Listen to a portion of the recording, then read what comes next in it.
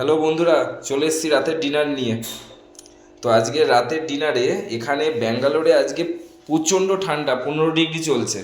মানে এই বছর যে পরিমাণ ঠান্ডা পড়েছে আমাদেরকে ব্ল্যাঙ্কেট কিনতে হয়েছে। 4 বছরে আমরা এই প্রথম ব্ল্যাঙ্কেট কিনলাম।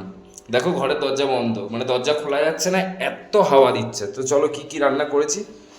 ভাতটা করেছি লাস্টে বন্ধুরা, সবার লাস্টে ভাত করলাম এই কারণেই যাতে ভাতটা গরম গরম খাওয়া যায়।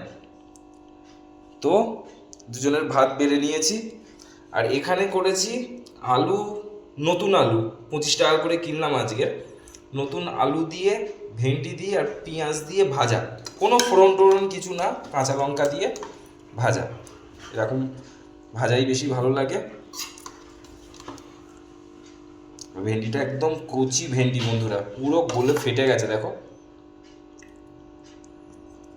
এই হলো। আর এদিকে করেছি শাটিন মাছ, পেঁয়াজ টমেটো কড়াইশুঁটি আদা রসুন জিরে টিরে দিয়ে একদম কষা কষা করে শুকনো।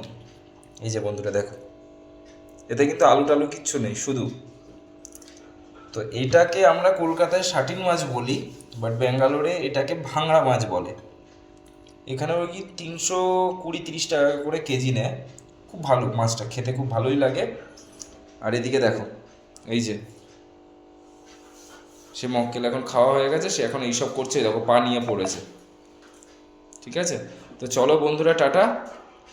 তো খেতে বসা যাক। তোমরা না খেলে খেয়ে নাও, দেখা হবে পরের একটা ভিডিওর সাথে। Tata, good night.